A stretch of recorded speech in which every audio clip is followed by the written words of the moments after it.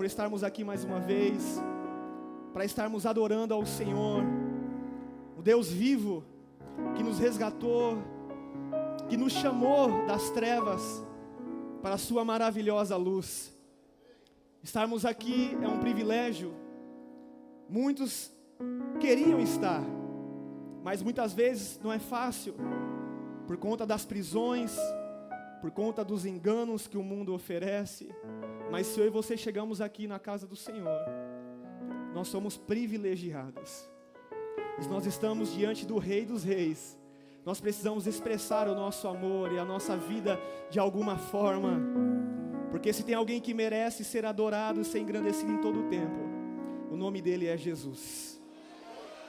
Amém? Abre a sua Bíblia, por favor, no livro de Jonas, capítulo 1, versículo 1. Passei o dia hoje estudando, orando, dormindo, acordando, orando, estudando, dormi de novo. Sonhei que estava pregando. Eu falei, eu acho que eu estava preocupado. Só que quando eu cheguei aqui, os estudos não adiantou de nada. O Senhor desconstruiu tudo que eu tinha estudado.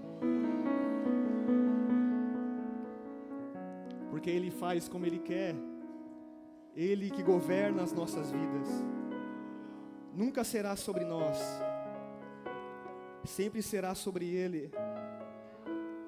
E eu creio que o que Ele acabou de me ministrar tem um endereço para alguém nessa noite. Jonas capítulo 1, versículo 1.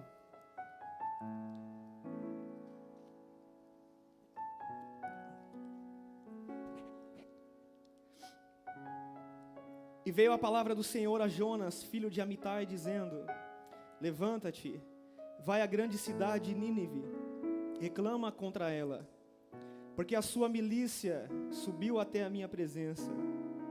Porém Jonas se levantou para fugir da presença do Senhor para Tarsis. E descendo a Jope, achou um navio que ia para Tarsis. Pagou, pois, a sua passagem, e desceu para dentro dele, para ir com eles para Tarsis, para longe da presença do Senhor. Fala assim comigo: Jonas foi para longe. Mas o Senhor mandou ao mar um grande vento, e fez-se no mar uma forte tempestade, e o navio estava a ponto de quebrar-se. Então temeram os marinheiros, e clamavam cada um ao seu Deus, e lançaram ao mar as cargas que estavam no navio, para aliviarem do seu peso. Jonas, porém, desceu ao porão do navio, e tendo se deitado, dormia um profundo sono. Está parecendo eu hoje, mas não estava fugindo não. E o mestre do navio chegou-se a ele e disse: que tens, dorminhoco? Levanta-te, clama ao teu Deus. Talvez assim esse Deus se lembre de nós, para que não pereçamos. E dizia cada um ao seu companheiro: vinde, e lancemos sortes, para que saibamos por que causa nos sobreveio este mal. E lançaram sortes, e a sorte caiu sobre Jonas. Então lhe disseram: declara-nos tu agora, por causa de quem nos sobreveio este mal. O que você faz? Qual é a sua ocupação? De onde você vem? Qual é a sua terra? E de que povo você é? E ele lhes disse: eu sou hebreu. Temo ao Senhor, o Deus do céu, que fez o mar e a terra seca. Então estes homens se encheram de grande temor e disseram-lhe: por que fizeste tu isto? Pois sabiam os homens que fugia da presença do Senhor, porque ele lhe tinha declarado. E disseram-lhe: que te faremos nós para que o mar nos acalme? Porque o mar ia se tornando cada vez mais tempestuoso. E ele lhes disse: levantai-me e lançai ao mar, e o mar se vos aquietará, porque eu sei que por minha causa vos sobreveio essa tempestade. Entretanto os homens remavam para fazer voltar o navio à terra, mas não podiam, porquanto o mar se ia embravecendo cada vez mais contra eles. Então clamaram ao Senhor e disseram: ah, Senhor, nós te rogamos que não pereçamos por causa da alma deste homem, e que não ponha sobre nós o sangue inocente, porque tu, Senhor, fizeste como te aprove. E levantaram a Jonas e o lançaram ao mar, e cessou o mar da sua fúria. Temeram, pois, esses homens ao Senhor com grande temor, e ofereceram sacrifício ao Senhor, e fizeram votos. Preparou, pois, o Senhor um grande peixe, para que tragasse a Jonas, e esse Jonas 3 dias e 3 noites, nas entranhas do peixe. Amém? Pode se assentar, por favor, aplaudindo o nome de Jesus.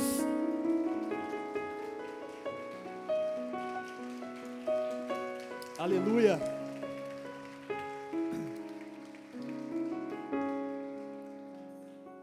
Eu comecei a adorar ao Senhor aqui, e no ambiente de adoração, Deus me levou, para outro rumo da palavra, para que eu pudesse compartilhar hoje, e o Senhor começou a me ministrar a respeito daqueles que fogem da vontade de Deus, Esse é o tema que o Senhor colocou em meu coração: não fuja da vontade de Deus.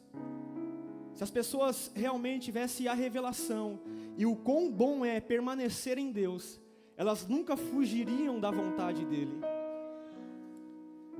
Porque a vontade do Senhor para as nossas vidas vai ser sempre melhor do que a nossa. Existem 3 vontades que uma pessoa pode viver na sua vida. A vontade, na realidade são 4. A sua própria vontade, a vontade do mundo, a vontade do diabo, que é a vontade das trevas, e a vontade do Senhor. Mas aqueles que já fazem e vivem a sua própria vontade, já estão vivendo 3 vontades. Não só a sua, mas também a vontade do mundo e a vontade também do diabo. Porque a nossa vontade, a vontade carnal do ser humano, nos leva também automaticamente a viver a vontade mundana. Aleluia! E a vontade mundana leva a pessoa também a viver a vontade do diabo. Espiritualmente falando, o ser humano sempre estará vivendo uma vontade espiritual para a vida dele ou para a vida dela. Nunca vai existir no reino do Espírito uma neutralidade. Aleluia!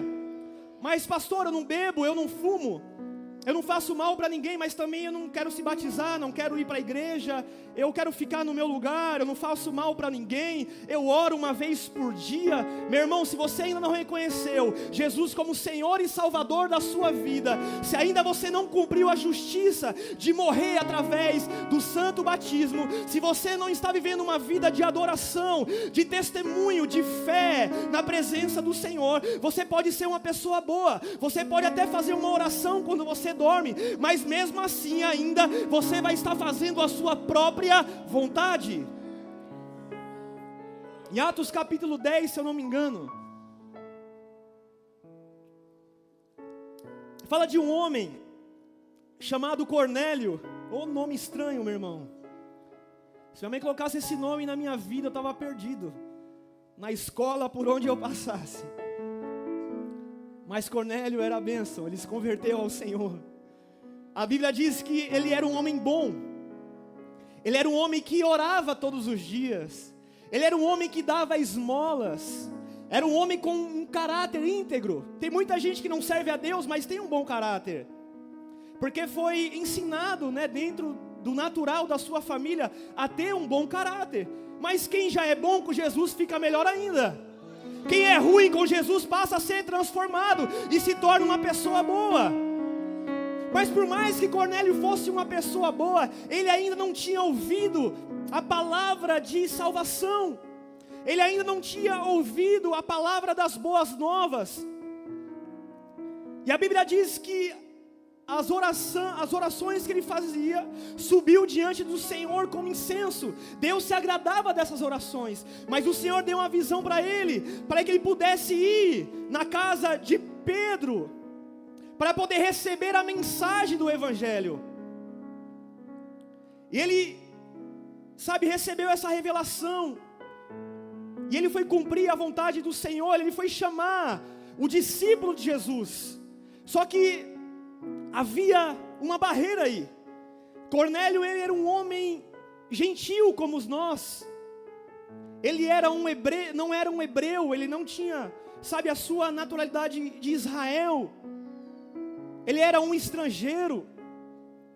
Só que como Deus sabia que Pedro ia se recusar a pregar a palavra para ele, antes serventes ali de Cornélio chegarem, Deus já tinha falado com Pedro a respeito dessa visita. E a Bíblia diz que Deus dá uma visão também para Pedro, de uns animais descendo em alguns lençóis, e Deus diz para Pedro: Pedro, mata e come. E Pedro falou: Senhor, eu nunca vou comer algo impuro. Mas o Senhor disse para Pedro: Pedro, não se considere impuro aquilo que eu já purifiquei, aquilo que eu já perdoei. Deus já estava preparando ao coração de Pedro, que daqui a pouco iria chegar alguém que precisava receber uma palavra de destino, uma palavra de salvação, que não ia alcançar somente ele, mas toda a casa dele. Existe gente que a gente não faz muita questão de pregar, mas o Senhor quer alcançar esses também. Existe gente que fala mal da nossa vida, nos persegue, não acredita nos planos que o Senhor tem para nós.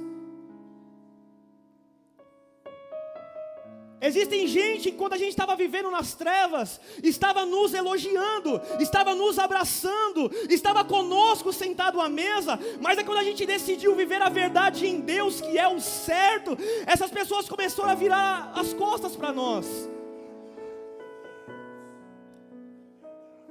Isso é verdade, aleluia. Mas até mesmo esses, nós precisamos clamar por essas pessoas, porque a Bíblia diz que a nossa luta não é contra a carne nem contra o sangue, mas pelas potestades e os principados que atuam nas regiões celestiais. Irmão, se a gente ama alguém, se a gente ora por essa pessoa, se a gente está fazendo bem para ela, se essa pessoa não está fazendo bem para nós, é algo espiritual que está usando a vida dela. Nós precisamos discernir isso. E como nós vamos vencer isso? Através da oração, através do amor de Jesus que está dentro de nós, através da compaixão. Nós também não amávamos o Senhor, mas Ele continuou nos amando. Nós também estávamos distante dEle, mas mesmo assim, Ele nos amou primeiro. Amar alguém, amar a pessoa não é um sentimento. Amor é uma decisão, é um fruto do Espírito Santo. Pedro com certeza não ia orar por ninguém, principalmente por um gentil. Ele ainda estava dentro do coração que Jesus era só para ele e só para Jerusalém. Só que Deus falou: não, Pedro, aqueles que são meus não me receberam, aqueles que são meus não deixaram eu entrar na casa, sabe, eles não quiseram a minha presença. Mas Pedro, agora vai por todo mundo, fazei discípulos por todas as nações.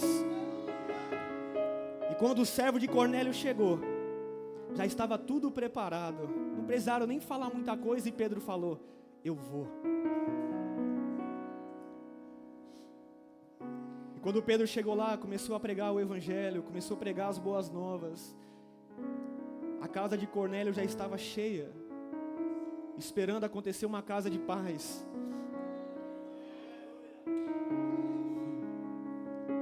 Cornélio era um homem espetacular. Ele falou: vai vir um profeta, algo de bom vai acontecer. Eu não quero só isso para a minha vida. Eu quero que todo mundo que eu conheço se torne participante daquilo que Deus vai fazer. Tudo que Deus está fazendo na minha e na sua vida, muitas pessoas têm que se tornar co-participante disso. Porque o Pai, Ele é nosso. E a Bíblia diz, quando Ele estava pregando, a unção tomou aquele ambiente. Todos foram cheios do Espírito Santo, eles foram batizados, eles receberam a salvação. A Bíblia não diz, mas com certeza, se Cornélio já orava sem o Espírito Santo, irmão, imagine com o Espírito Santo. Se Cornélio já dava esmola sem o Espírito Santo, imagine agora quando ele recebeu o Espírito Santo. Se Cornélio já estava pregando sem a presença de Deus, imagine agora ele cheio do Espírito Santo. Mesmo as pessoas boas precisam viver a vontade de Deus. Pastor, qual é a vontade de Deus para a minha vida? Romanos 12, versículo 2, vamos abrir.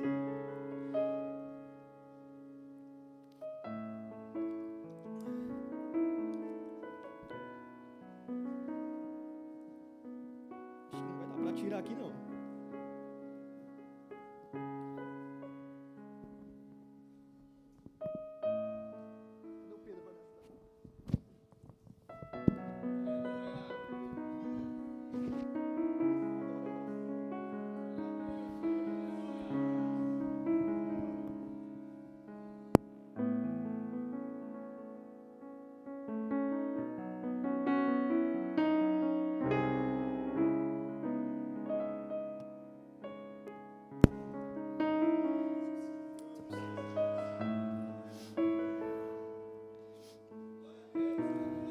Romanos 12, 2. E não sede conformados com este mundo, mas sede transformados pela renovação do vosso entendimento, para que experimenteis qual seja a boa, agradável e perfeita vontade de Deus. Aleluia! Essa é a vontade do Senhor para a nossa vida. É viver a vontade dEle, que é boa, perfeita e agradável. A boa é quando nós tivemos a oportunidade de encontrar com Jesus. Quando o Senhor nos encontrou, Ele deu a oportunidade de uma mudança de vida. Agradável é quando a gente permanece, e a perfeita é que daqui a pouco Ele vai voltar. Só pode viver a perfeita aquele que já está vivendo a boa e a agradável. Quem não vive a vontade boa ou agradável não vai viver a perfeita. A boa é quando o amor dEle, o perdão dEle chega sobre a nossa vida. Agradável é quando a gente entende que precisamos também passar pela cruz, renunciar a nossa vida pela causa do reino, renunciar a nossa vontade, a nossa carne, renunciar ao mundo, o pecado, os prazeres momentâneos. Sabe, se a gente não tomar a nossa cruz e não seguir a Jesus, nós não viveremos a salvação. Agradável ainda é aquele que quiser ser meu discípulo, negue-se a si mesmo, tome a sua cruz e siga-me.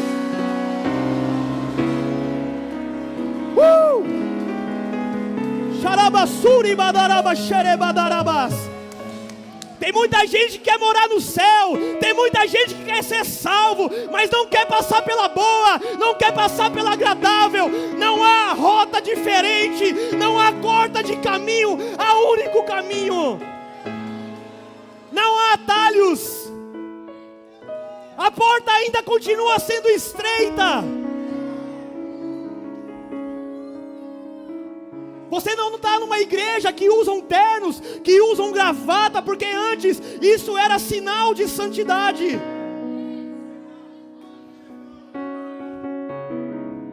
Mas você está num ambiente onde nós preservamos e proclamamos ainda a santidade do Senhor.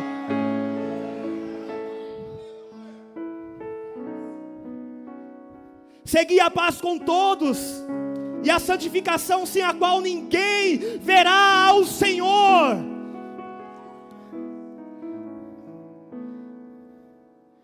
O céu não é para todo mundo. O céu é para quem quer pagar o preço. E pagar o preço é quando ninguém está vendo. É em lugares onde ninguém nos conhece.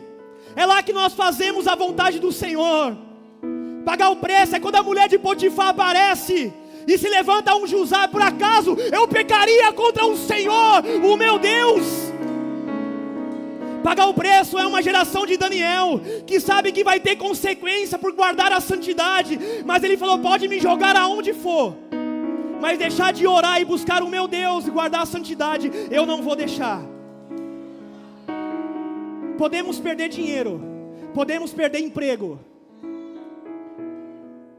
podemos perder o que for preciso, mas perder a santidade do Senhor nós não podemos perder.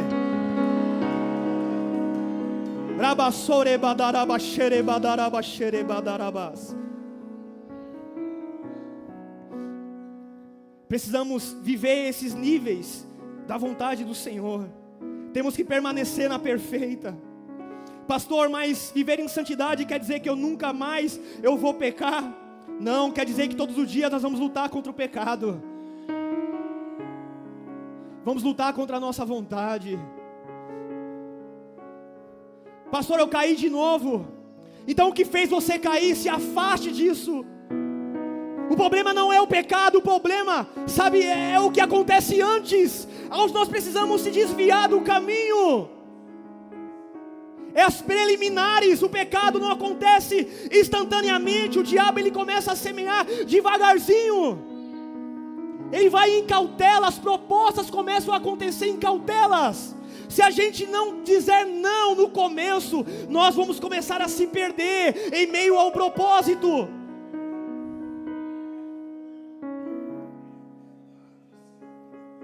Que isso, pastor? Eu sou cheio do Espírito Santo. Já começou a sua queda.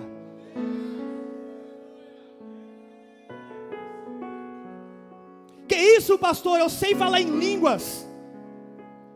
Mas falar em línguas não vai te livrar das tentações. Ter dons espirituais não vai te livrar das tentações. Mas o que vai nos livrar das tentações é a nossa consciência de quem nós somos em Deus e para onde nós iremos.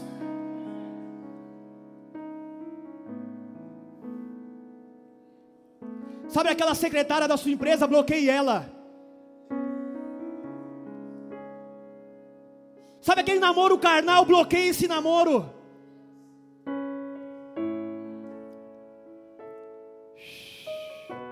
Sabe aquele programa infeliz,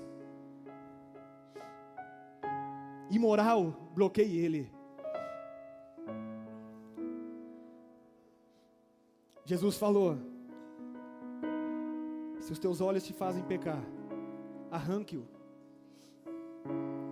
Se os teus braços te fazem pecar, arranque-o. Porque é melhor entrar na vida sem um olho. É melhor entrar na vida sem umas mãos, sem os braços, do que entrar com todos eles no inferno. Quem não guardar a santidade não vai morar com Deus na eternidade. Mas eu conheço o pastor, meu pai é pastor, mas seu pai não é Jesus.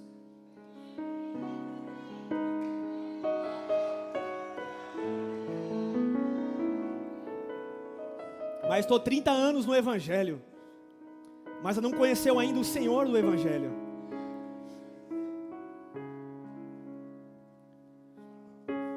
Nós precisamos do Senhor em nossa vida. Qual é o plano central que o Senhor tem para nós? É a salvação. Aleluia. Jeremias 29:11 diz que os planos dele são de paz. Vamos ler? Jeremias 29:11. Abre aqui por favor no telão.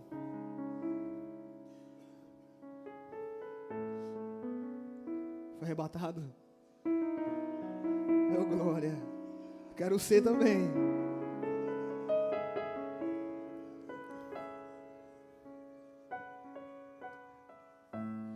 E dir-lhe-ás assim diz o Senhor dos Exércitos. É 29.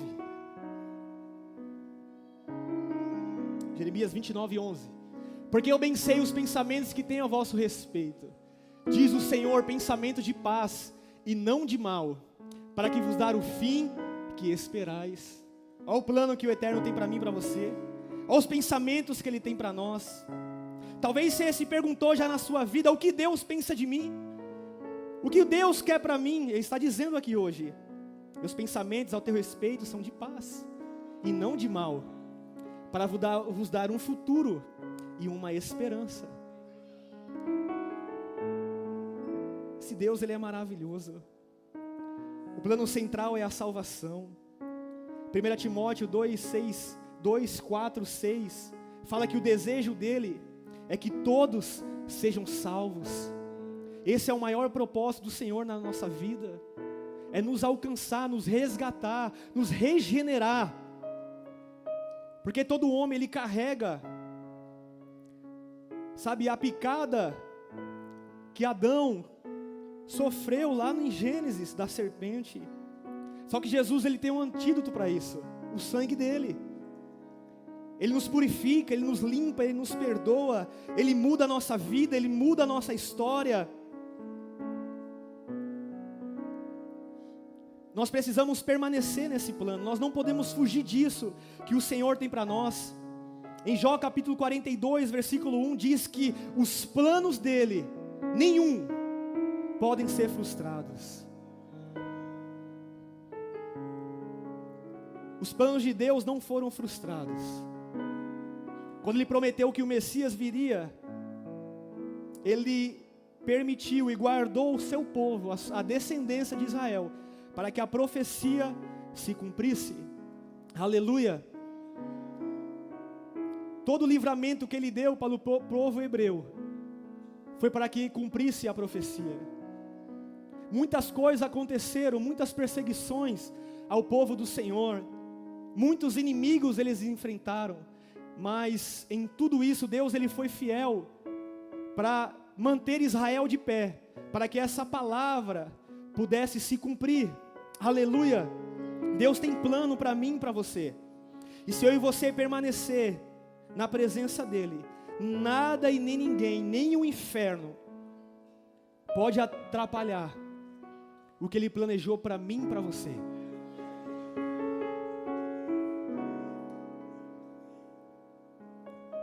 Talvez o que você está passando nesse momento aos seus olhos está longe daquilo que Deus tem falado, mas Deus não trabalha no nosso tempo, Deus não trabalha do nosso jeito.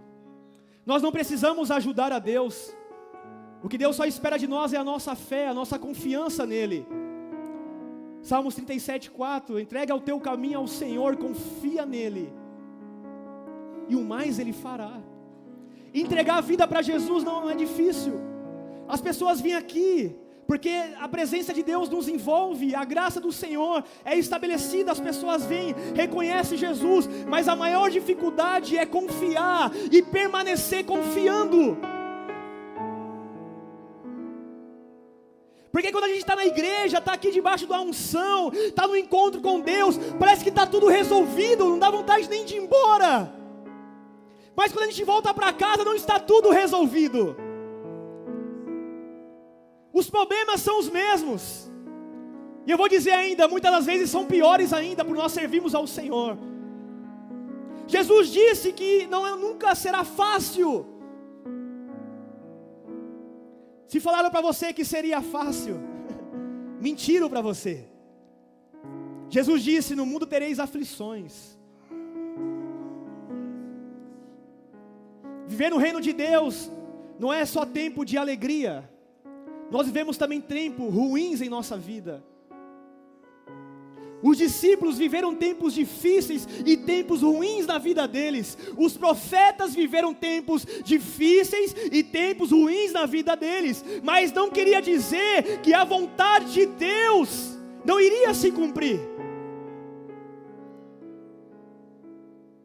Tudo isso estava cooperando para o propósito. Joás, porque muitas das vezes se torna mais difícil ainda. Joás, eu vejo o ímpio que não serve a Deus se alegrando, conquistando, parece que eles são até alegres, mas é uma alegria momentânea. A Bíblia diz que nós não podemos invejar os ímpios e as coisas que eles têm, que são como a erva do campo, que murcha e seca. Mas bem-aventurado é aquele que deposita a sua confiança no Senhor, que são como os montes de Sião, que não se abala, mas permanece para sempre.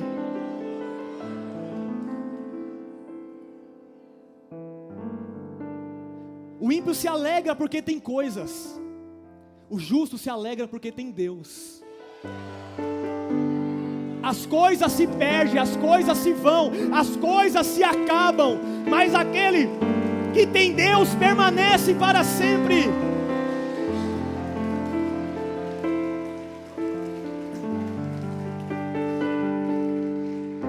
Porque Jesus disse que temos que alicerçar a nossa casa sobre a rocha e não sobre a areia. Quem alicerça a casa sobre a areia são pessoas que buscam a Deus com interesse em algo ou em alguém. Eu comecei a buscar a Deus interesse em uma pessoa, mas quando eu cheguei na célula, Jesus me pegou. Talvez você veio aqui interessado em algum namoro ou alguma coisa, Deus vai te pegar nessa noite. Isso aí, talvez essa pessoa que você está interessada nem vai ser a mulher da sua vida. Isso só foi para Deus te pegar na curva, irmão.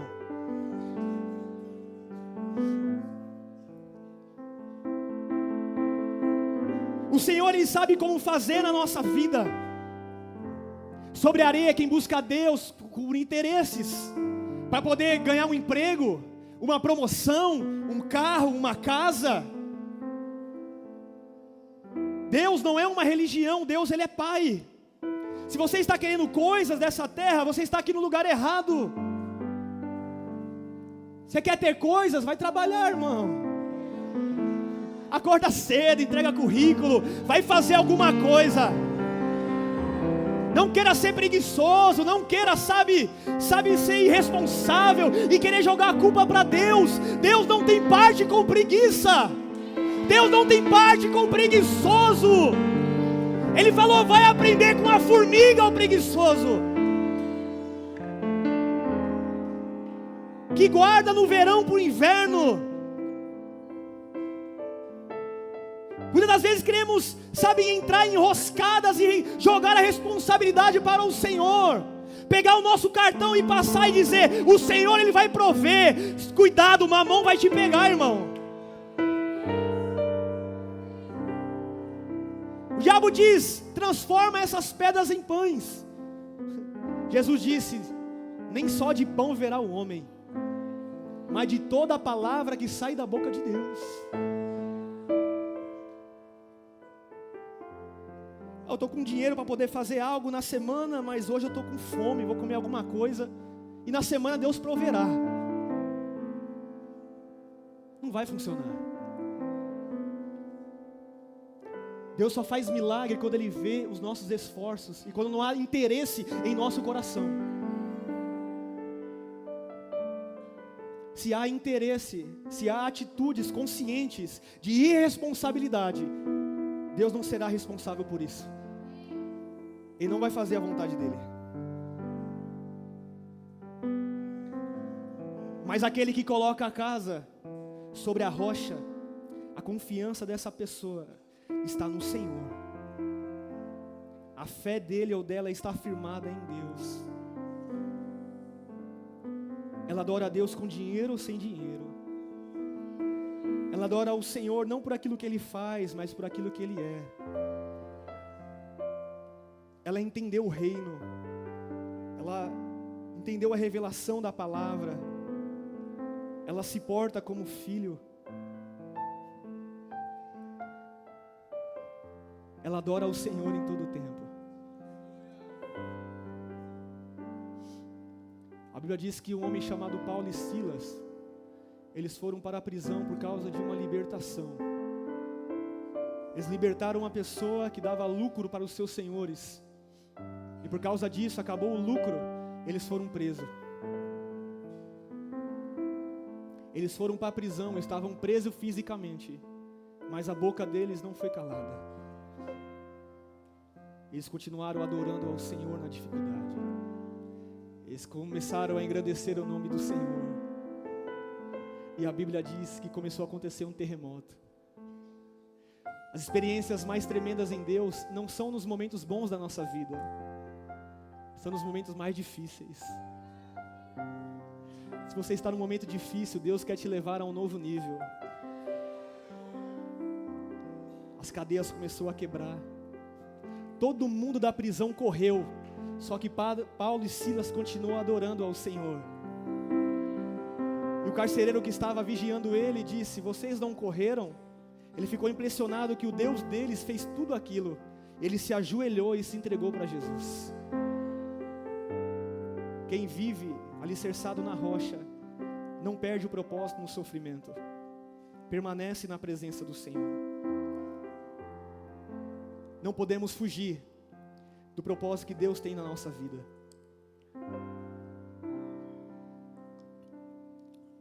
Deus chamou um profeta chamado Jonas e apareceu para ele. A palavra do Senhor veio para ele.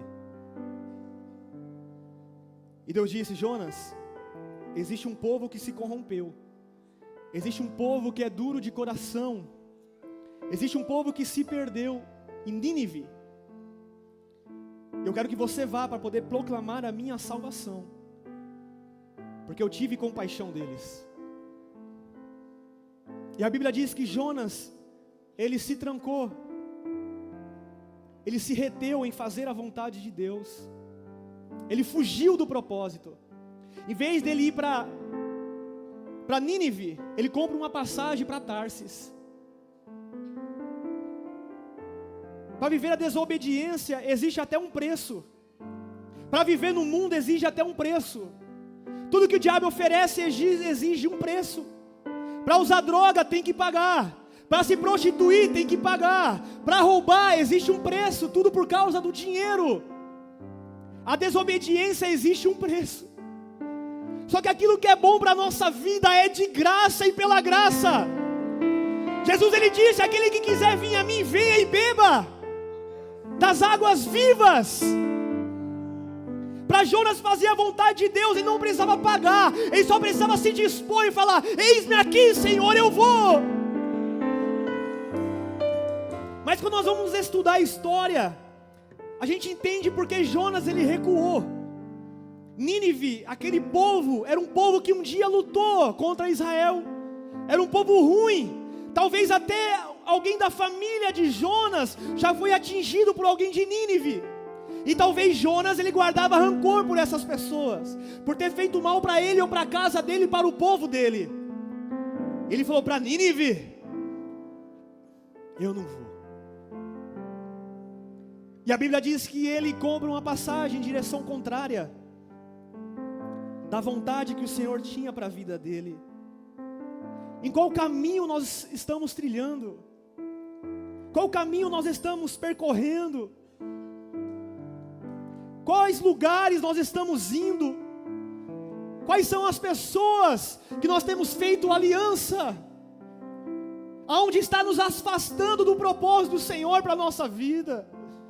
Jonas estava correndo do propósito, correndo da vontade do Senhor. Talvez ele pensou dentro de si nas dificuldades que ele iria ter para poder chegar até Nínive e falar e proclamar o Evangelho. Mas se Deus pediu para ele ir, Deus iria se encarregar de todas as coisas. Só que ele decidiu comprar uma passagem para Tarsis. Ele entra num navio, e a Bíblia diz que ele não só entrou no navio, ele se escondeu em um porão.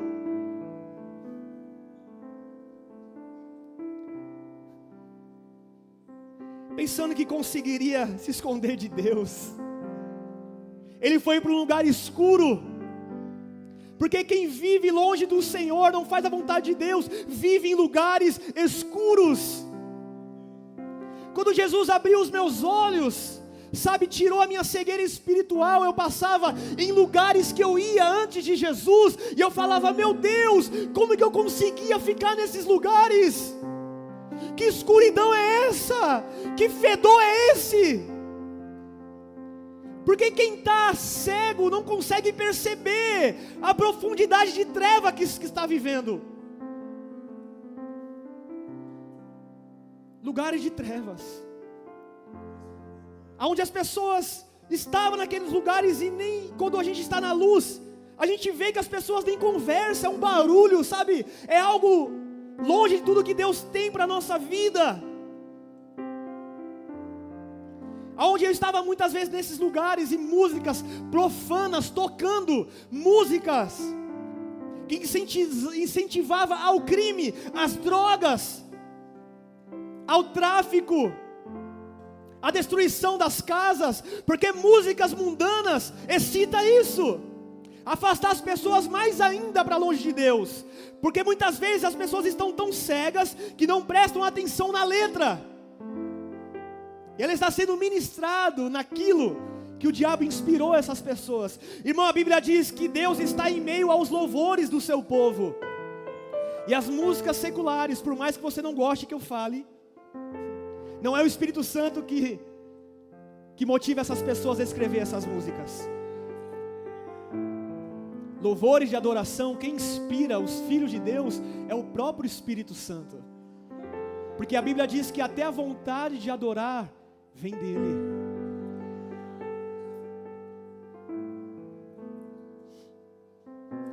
Muitas vezes estava em lugares e as mães, os pais levavam os filhos para esses mesmos lugares. E não tinha ninguém na família para poder deixar, e ia com a criança assim mesmo. E quando ia ver, os filhos estavam descendo até o chão, estava imitando os pais. Depois a filha cresce, o filho cresce, vive longe da vontade de Deus. Mas por que isso aconteceu? Pela falta de referência.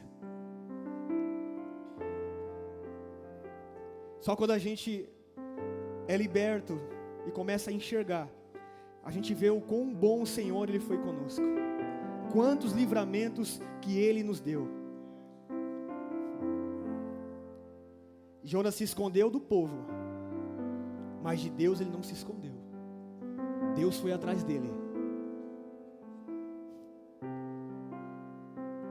Irmão, a Bíblia diz que nós temos que se achegar até o Senhor.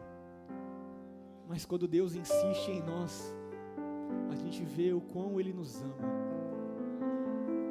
Jonas não quis fazer a vontade, mas mesmo assim o Senhor foi atrás dele. Tem pessoas que estão aqui, talvez você não quer fazer a vontade de Deus, mas Deus te encontrou hoje. Você está escondido no porão, sabe o que tem que ser feito, sabe quais as atitudes que tem que tomar, sabe que precisa participar do encontro, sabe que precisa se batizar, sabe que precisa ser a diferença na sua casa, mas você está dentro do porão.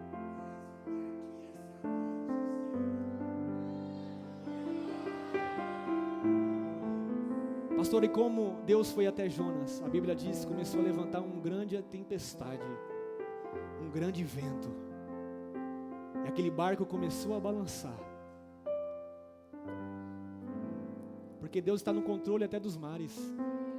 O nosso Deus, Ele anda sobre as águas, Ele governa sobre tudo.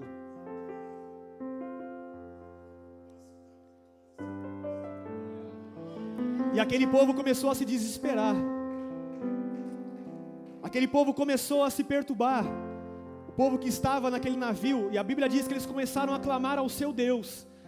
Só que quando a gente vamos ler, o Deus deles está em letra minúscula. Então o Deus que eles serviam não era o mesmo Deus de Jonas, eram outros deuses, não sei quem era, mas talvez Maloque, sei lá, deuses estranhos. Só que eles clamavam, eles ofertavam o Deus deles. Irmão, tem gente que está ofertando e adorando a Deus que não existe.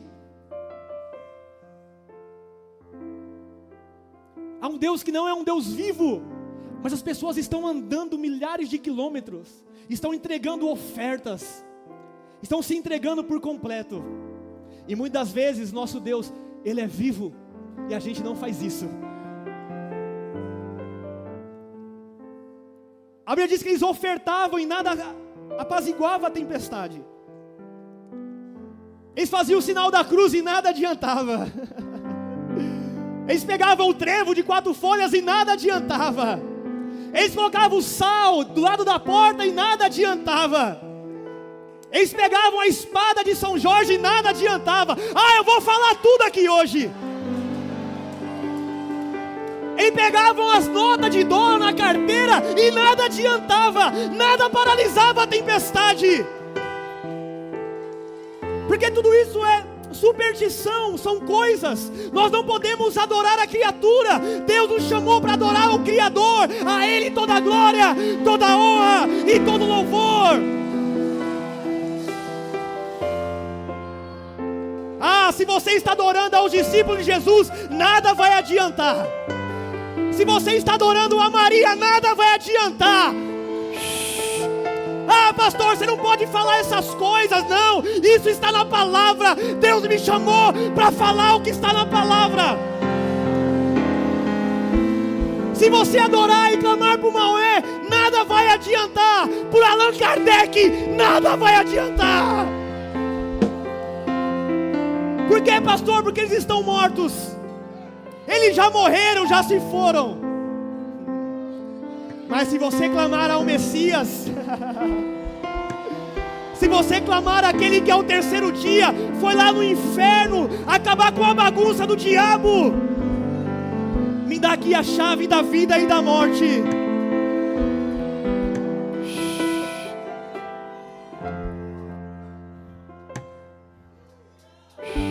Só alguém que está vivo pode nos ouvir. Só alguém que venceu a morte pode nos dar a vida.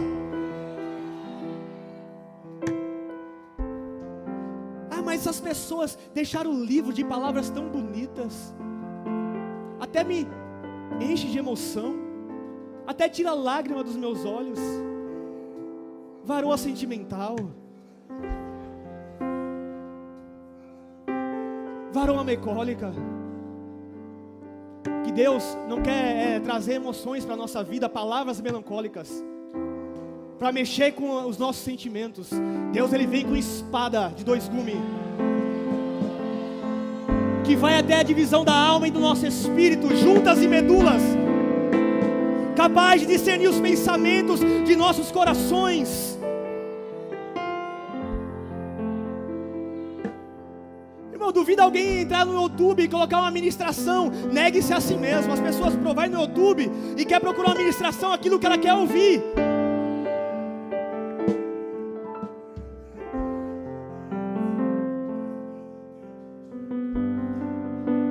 Nós precisamos entender que o nosso Deus, Ele é vivo, Ele é tremendo, e quer mudar a nossa vida, e quer mudar a nossa história. Encontraram Jonas, e falou: Jonas, o que você está fazendo aí? Está todo mundo desesperado e você está dormindo. Acorda, dorminhoco. Vira para o seu irmão do lado e fala: acorda, dorminhoco.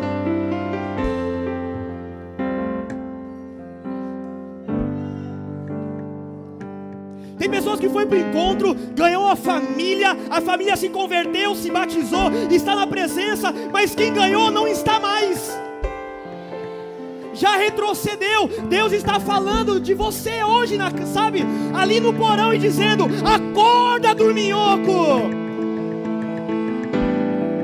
Eu te usei, você foi usado, ganhou uma família, eles são um testemunho, e agora você está aí, dando de coitado no porão, como se nada tivesse acontecendo.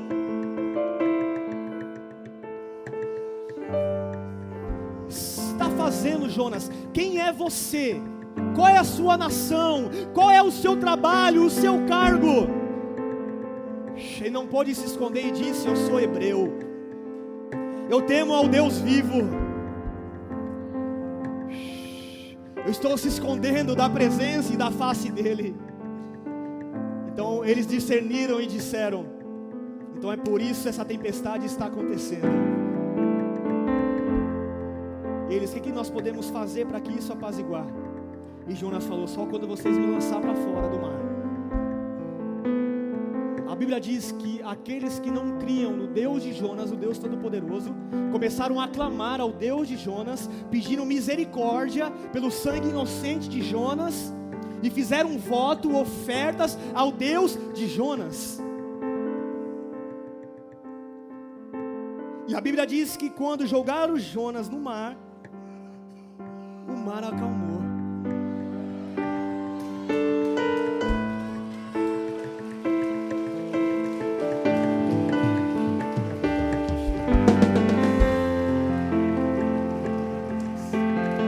Coisa difícil é estar longe da vontade de Deus. É só tempestade, é só luta.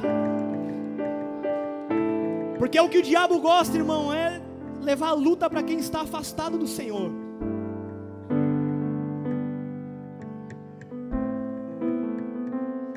Só que Jonas foi lançado. Se ele não vai de barco, ele vai de baleiro, irmão. Mas ele vai. Tem pessoas que estão aqui, não sei como você vai voltar, mas você vai. Nem que alguém te amarre nessa noite, nem que alguém te pegue no colo e te coloque aqui nesse altar nessa noite, mas você vai voltar aí para Nínive. Nós iremos voltar a cumprir o projeto que o Senhor tem para nós.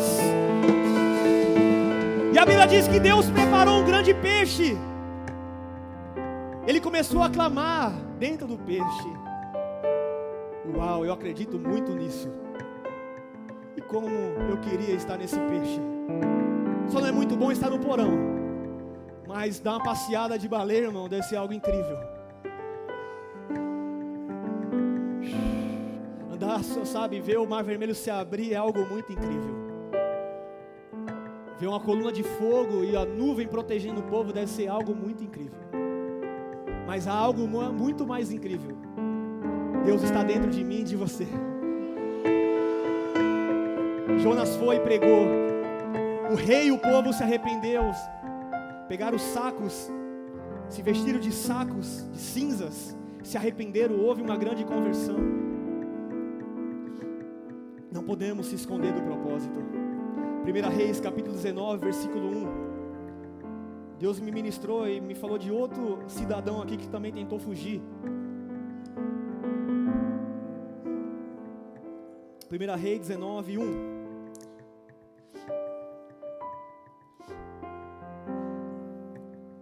E Acabe fez saber a Jezabel tudo quanto Elias havia feito, e como totalmente matara todos os profetas à espada.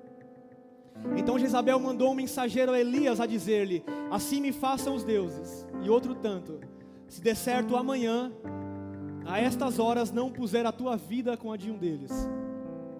O que vendo ele se levantou e para escapar com vida se foi, e chegando a Berseba, que é de Judá, deixou ali o seu servo.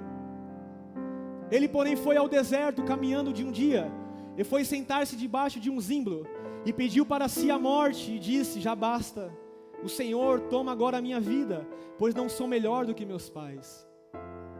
E deitou-se e dormiu debaixo do zimbro, e eis que então o anjo o tocou e lhe disse: levanta-te, come. E olhou, eis que à sua cabeceira estava um pão cozido, e sobre as brasas, e uma botija de água, e comeu, e bebeu, e tornou a deitar-se.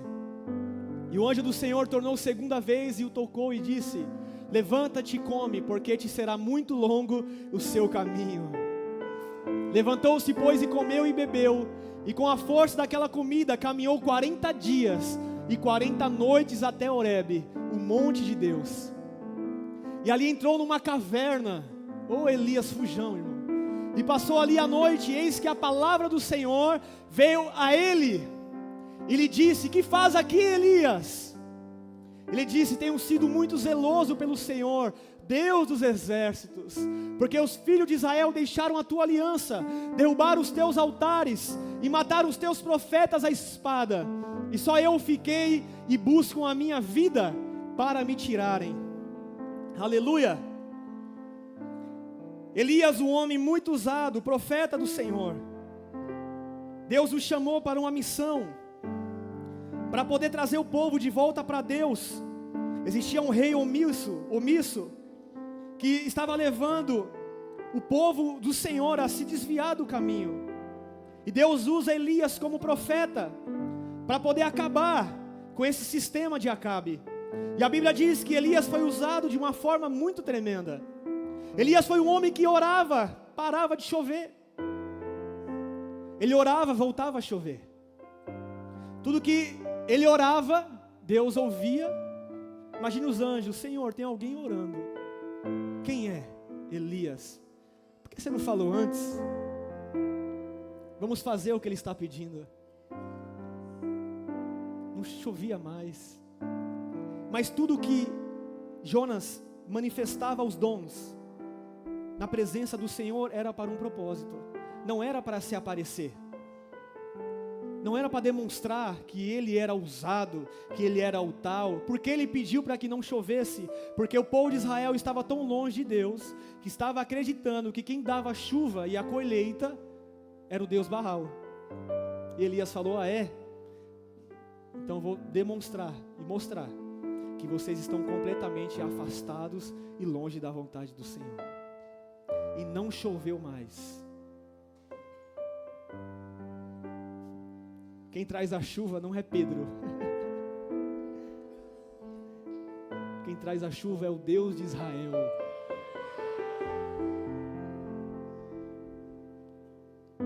E ele continuou clamando ao Senhor. Ele continuou manifestando o poder de Deus para que o povo voltasse para Ele. Sabe por que Deus faz milagre em nosso meio? Para poder trazer salvação e conversão. Conheço pessoas que já foram curadas de nódulos, de muitas enfermidades, e mesmo assim não permaneceram. Não entenderam que essa cura era só para Deus converter elas, para crer mais, para se entregar para o Senhor. Quando foi um homem paralítico, Jesus falou: filho, perdoados estão os teus pecados. O que Deus quer fazer é primeiro transformar o nosso interior. Porque o que adianta ser curado por fora e não ser restaurado por dentro? E Elias continuou clamando, e mais uma vez ele começou a orar, e falaram: Deus, tem alguém orando de novo. Quem é? Elias. O que ele quer agora? Senhor, ele está clamando para derramar fogo, para descer fogo do céu. Assim seja feito. O fogo de Deus caiu, consumiu o holocausto. Todos nós conhecemos a história. Eles matam os profetas de Baal. Jezabel fica sabendo disso, fica furiosa, porque mataram os macumbeiros dela. E a Bíblia diz que Jezabel manda uma palavra ao mensageiro. E por que ela não foi lá falar com Elias? Não tem coragem. Tem pessoas que falam pelas nossas costas, mas não tem coragem de falar na nossa frente. Manda os enviados do diabo, mas não vai adiantar, não vai prosperar. E a Bíblia diz que ele mandou um mensageiro e falou: Jezabel falou que amanhã nesse horário você não vai estar vivo. Ela vai te matar. Elias sentiu medo. Elias fugiu, pediu a sua morte, ficou debaixo de um zimbro. Deus foi ao encontro dele e falou: o que você está fazendo aí, Elias? Estava sendo usado, cheio da presença de Deus, mas por causa de uma palavra desanimou. Por causa de um decreto, pensou em largar tudo. Pediu a sua própria morte.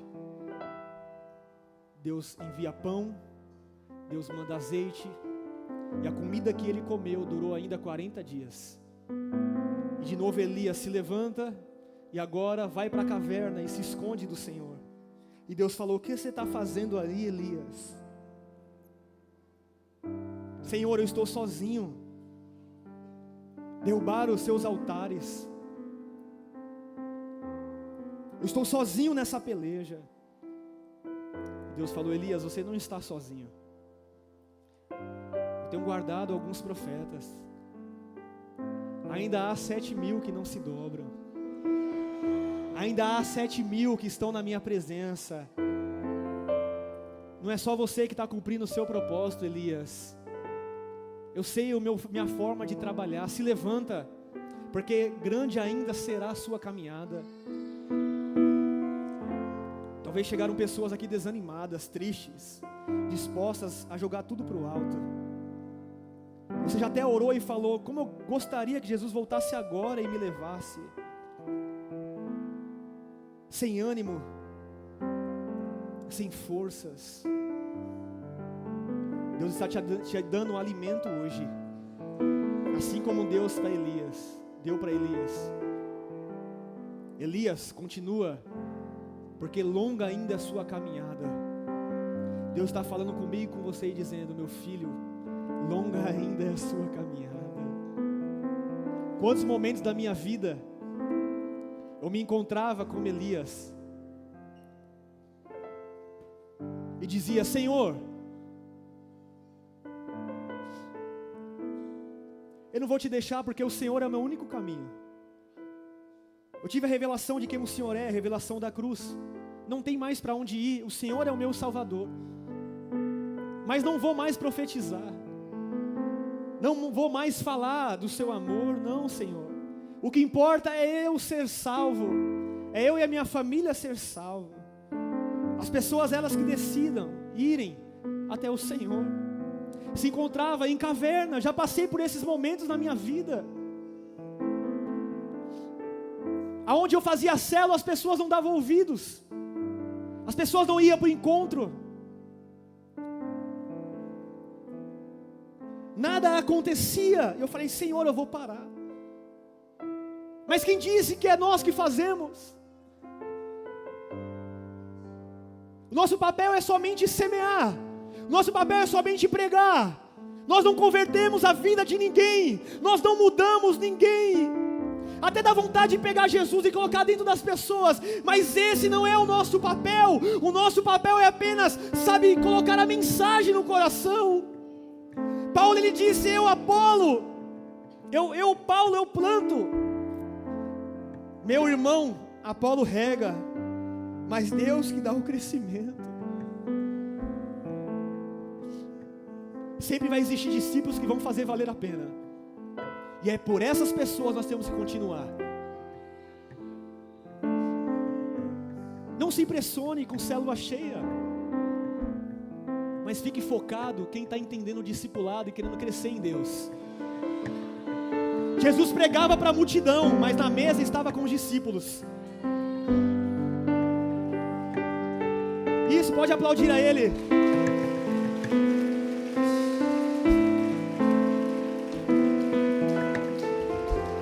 Porque se eu e você ganhar um Paulo, um Timóteo, já está ótimo, irmão. Se a gente ganhar um Cornélio para Jesus, já está ótimo. Já cumprimos o nosso papel. Se a gente ganhar uma mulher samaritana, já está ótimo. Já cumprimos o nosso papel. Ontem eu fui na sede, quinta-feira eu fui lá também.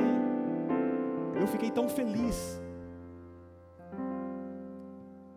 Porque a maioria dos jovens que estão lá fluindo em Deus eram jovens que estavam fazendo célula comigo quando eu ainda era um solteiro. Célula de solteiros. Eram crianças. Mas Deus nos pegava naquela célula e começava a nos envolver na unção, começava a liberar palavras. O Senhor começava a dizer, o Senhor vai te usar. Você terá uma família. Você vai ser um pastor. Você vai ganhar muitas vidas. Eu fui para a célula, esses jovens, todos eles estão casados. Alguns já têm filhos. Uns são obreiros, outros são voluntários, outros são evangelistas. Por isso nós não podemos parar.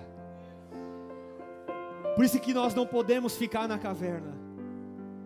E Deus falou, Elias, sai daí, vai ungir um rei e vai ungir outro profeta no seu lugar. Na sua fraqueza não pare de pregar. Não pare de anunciar o reino. Temos que continuar. Nós não estamos só. Ainda há 7.000 que não se dobraram. Salmo 139, versículo 8. Já estou encerrando. Vamos ler, por favor.